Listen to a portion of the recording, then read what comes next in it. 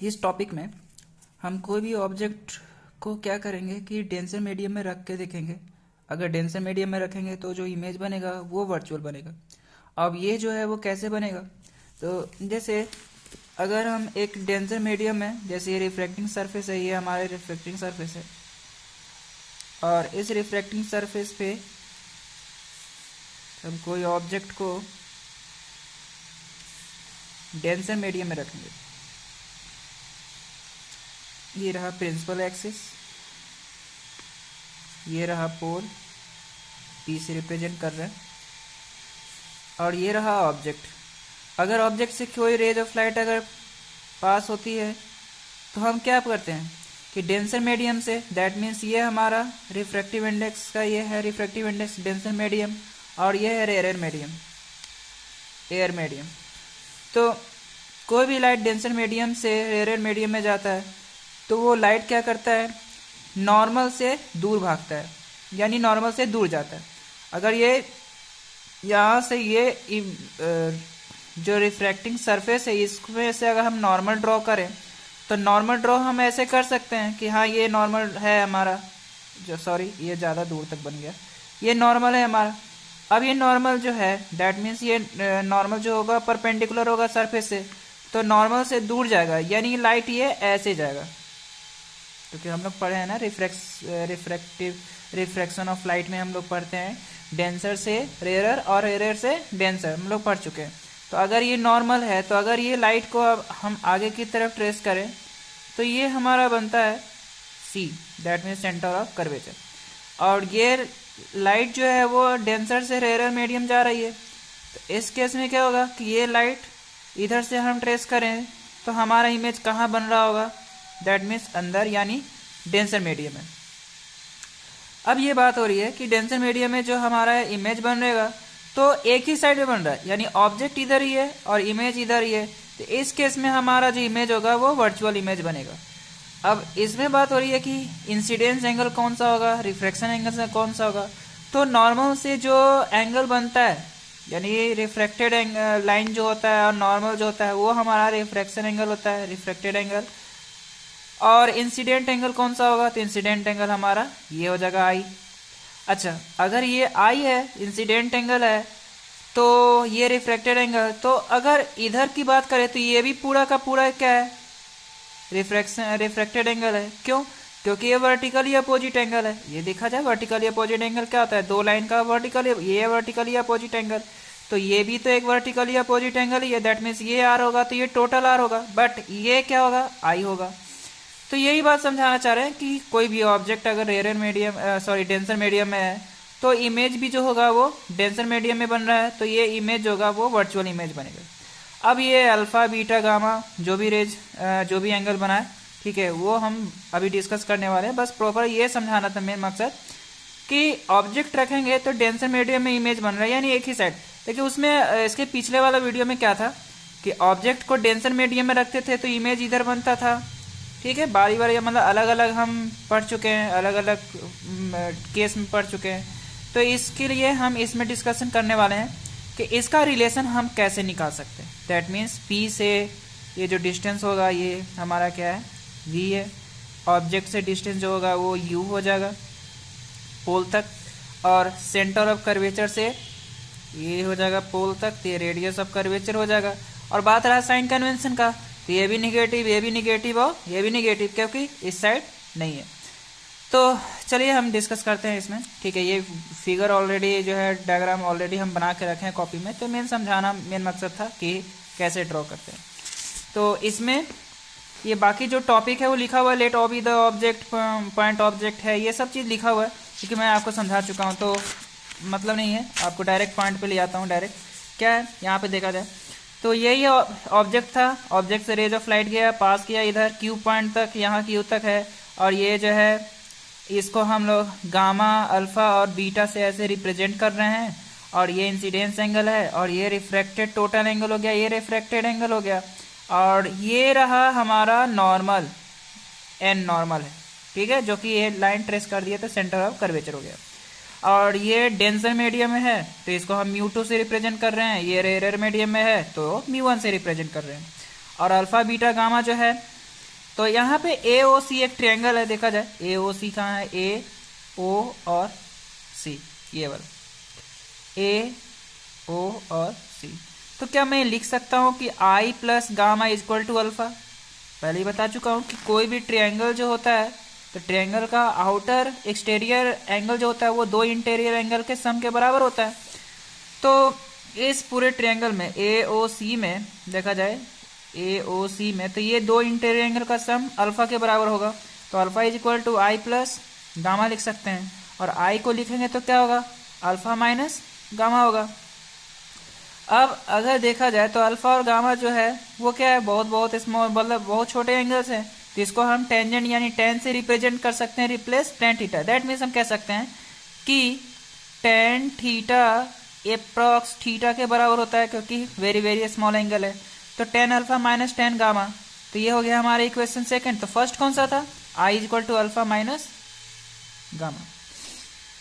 उसके बाद ए आई सी में चला जाए, तो ए आई सी हमारा कहाँ है, ट्रायंगल देखा जाए तो ये है ए आई और सी। अब ए आई सी की बात करें तो क्या लिख सकता हूँ, ए आई सी में ए आई सी, ए आई और सी। अब ए आई सी में बात करें तो ये पूरा का पूरा एंगल आर, ये पूरा का पूरा एंगल गामा, और ये पूरा का पूरा एंगल बीटा। तो मैं लिख सकता हूँ gamma plus R, that means refraction angle, equal to दोनों का प्लस करके गामा के बीटा के बराबर लिख सकते हैं। यही मैं लिखा हूँ यहाँ पे, beta is equal to R plus gamma. अब आर प्लस गामा लिखे तो आर को रिलेट करने के लिए बीटा माइनस गामा लिख सकते हैं, और फिर उसी प्रकार जैसे इसको 10 से रिप्रेजेंट किए थे उसी प्रकार इसको भी 10 से रिप्रेजेंट करेंगे। फिर वही लिखेंगे कि ये दोनों एंगल जो है बहुत बहुत स्मॉल है। ये मैं लिख रहा हूँ यहाँ पे, देखा जाए R is equal to 10 beta minus 10 gamma. अब एक बात और, मैंने पिछले बार जो वीडियो में था मैं बताया था कि 10 जितने सारे टर्म्स है सबको साइड के फॉर्मेट में लिख दिया करो। That means 10 alpha is equal to A N upon N O, 10 A N I में 10 beta is equal to A N upon N I, A N C को 10 gamma is equal to A N upon N C. अब ये कैसे हुआ ये थोड़ा देख लेते हैं। यहाँ ए एन ओ आ जाए, ए एन ओ। अब ए एन ओ में बात करेंगे तो 10 अल्फा परपेंडिकुलर अपॉन बेस ए एन अपॉन एन ओ। फिर अगर बीटा की बात करेंगे तो क्या होगा, ए एन अपॉन एन आई। फिर 10 गामा इज इक्वल टू क्या होगा, ए एन अपॉन एन सी या सी एन। वही चीज मैं लिखा हूं यहाँ पे। अब इसको मैं रिप्लेस कर दे रहा हूँ, आई को मैं लिख सकता हूँ, आई के जगह क्या था यहाँ, आई के जगह 10 अल्फा माइनस 10 गामा। तो 10 अल्फा 10 गामा, तो 10 अल्फा 10 गामा क्या है, 10 अल्फा ये है हमारा A N upon N O minus A N upon N C. उसके बाद आर इज इक्वल टू मैं यहाँ लिखा हूँ 10 बीटा माइनस 10 गामा। तो 10 गामा होगा ए N upon N I minus A N upon N सी। ये हो गया इक्वेशन। अब स्नेल लॉ लगा दो, स्नेल लॉ लगा दें। क्यों, अच्छा स्नेल लॉ लगाएंगे तो इसमें एक और कंडीशन कि स्नेल लॉ लगा रहे हैं तो हमारा लाइट डेंसर से रेयर जा रहा है। तो डेंसर से रेयर जा रहा है तो हम क्या लिखेंगे, म्यू2 से म्यू1 की तरफ जा रहा है। तो यहाँ पे स्नेल लॉ लगाएंगे तो स्नेल लॉ क्या होगा, sine I upon sine R is equal to mu one upon mu two. अब यहाँ पे साइन को भी हम हटा सकते हैं क्योंकि यहाँ पे लिखना पड़ेगा कि आई जो है वो आर है, वेरी वेरी स्मॉल एंगल है। तो आई और अगर R very very small angle है तो हम क्या लिख सकते हैं कि साइन को हटा दे, दैट मीन्स एंगल जो है बहुत बहुत स्मॉल होता है। तो हम sine theta is equal to theta भी लिख सकते हैं। हर चीज के साथ नहीं लिख सकते, जैसे कॉस थीटा के जगह हम नहीं लिख सकते हैं, बस साइन और टेन के जगह ही हम लिख सकते हैं ये सब। तो यह आई और आर होगा तो इसको क्रॉस मल्टीप्लाई करें तो म्यू2 इंटू आई और आर इज इक्वल टू म्यू1। अब म्यू2 को यहाँ पे लिख दें यहाँ, और आई के फॉर्मेट पे ये पूरा जमा दें क्योंकि आई के फॉर्मेट पे मैं यहाँ लिख चुका हूँ क्या, ये एन अपॉन एन ओ और एन अपॉन एन सी। उसके बाद म्यू1 आर के जगह पे ये पूरा टर्म्स है, तो आर के जगह पे ये पूरा टर्म्स है तो इसको मैं क्या लिख सकता हूँ, ये एन अपॉन एन आई। तो दोनों में से अगर एन एन निकाल करके कॉमन ले करके कटा दें यानी कट जाएगा ये, तो क्या होगा म्यू2 और ये हो जाएगा म्यू1 और एन ओ। अच्छा एन ओ को पी ओ लिख सकता हूँ, फिर उसी प्रकार एन ओ को पी ओ क्यों लिख सकते हैं। तो देखा जाए यहाँ पे देखो एन ओ ये है एन ओ, तो NO को PO लिख सकते हैं। क्यों? क्योंकि ये जो गैप है बहुत बहुत कम है, इसलिए इसको नेग्लिजिबल मतलब नहीं के बराबर मानेंगे। तो जो ON है वो OP लिख सकते हैं, और जहाँ IN होगा उसके जगह IP भी लिख सकते हैं, और जहाँ CN होगा वहाँ पे CP भी लिख सकते हैं। तो यहाँ पे मैं लिख रहा हूँ NO, NC, NI, NC, ये जितने सारे टर्म्स हैं सबको मैं रिप्लेस कर दे रहा हूँ। NO को PO में, NI को PI में, NC को PC में। ठीक है, तो अगले पन्ने में बता रहा हूँ कैसे मैं इसको रिप्लेस किया हूँ। यहाँ पे लिख दे रहा हूँ μ2 इक्वल μ2 ब्रैकेट के अंदर 1/PO माइनस 1/PC, और ये हो जाएगा μ1 1/PI माइनस 1/PC। अब इसको रिप्रेजेंट कर रहे हैं PO को माइनस U में। ये थोड़ा देखने वाली चीज़ है, यहाँ पे बहुत इंपॉर्टेंट चीज़ है कि मैं यहाँ पे क्यों लिख रहा हूँ PO को। देखो जो PO क्या है हमारा, ये P से O तक, तो PO हमारा क्या है, माइनस U है, तो PO को माइनस U से रिप्रेजेंट कर दिए। अब यहाँ पे माइनस तो ऑलरेडी पहले से साइन है, अब PC को मैं क्या लिखूंगा, तो PC हमारा क्या है, P से लेके C माइनस R है। PC हमारा क्या है, सॉरी PC क्या है हमारा, माइनस R है, तो माइनस R और इधर का माइनस, तो माइनस पहले से और माइनस R इधर का, तो माइनस माइनस क्या हो जाएगा, प्लस होगा। समझा करो, यहाँ पे माइनस पहले से है और माइनस R पहले से था यहाँ पे साइन के साथ, तो ये माइनस और ये माइनस दोनों क्या हो जाएगा, प्लस हो जाएगा। 1/R इक्वल टू μ1 और PI को हम V माइनस V से रिप्रेजेंट कर रहे हैं, PI ये है तो माइनस V से ये हो जाएगा, तो ये हो गया हमारा माइनस V। और फिर से वही PC को माइनस R है तो माइनस माइनस प्लस हो जाएगा। अब बारी बारी से मल्टीप्लाई कर दो, तो मल्टीप्लाई करेंगे तो minus μ2/U plus μ2/R equal to minus μ1/V plus μ1/R। R को एक साइड कर लो, तो यहाँ थोड़ा देखो ध्यान से, ये है μ1, ये माइनस जो टर्म्स था उसको हम यहाँ ले आए, तो μ1/V हो गया माइनस, और μ2 कहाँ था, हाँ ये था μ2/U हो गया, और इधर μ1, तो μ1 क्या है हमारा, μ1/R ये हो गया, ये प्लस था तो इधर आ गया। R को कॉमन ले लो यानी एलसीएम ले लो, तो क्या होगा, μ1 माइनस μ2 हो जाएगा।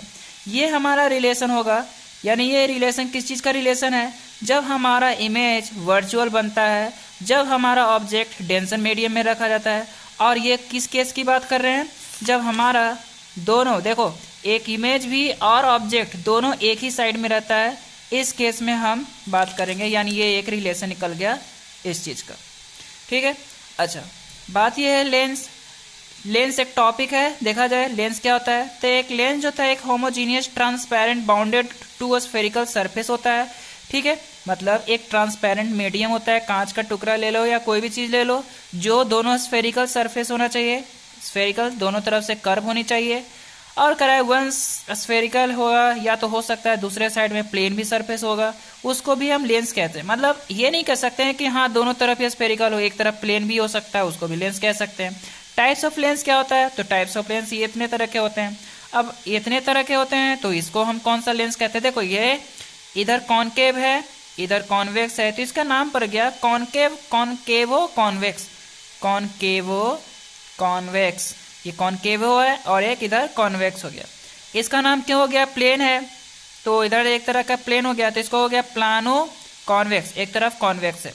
इधर कॉन्वेक्स कॉन्वेक्स दो बार कॉन्वेक्स हो गया, तो इसका नाम हो गया डबल कॉन्वेक्स। अच्छा इधर की बात करें तो एक तरफ कॉन्वेक्स है, एक तरफ कॉनकेव, तो इसका नाम हो गया कॉन्वेक्सो कॉनकेव।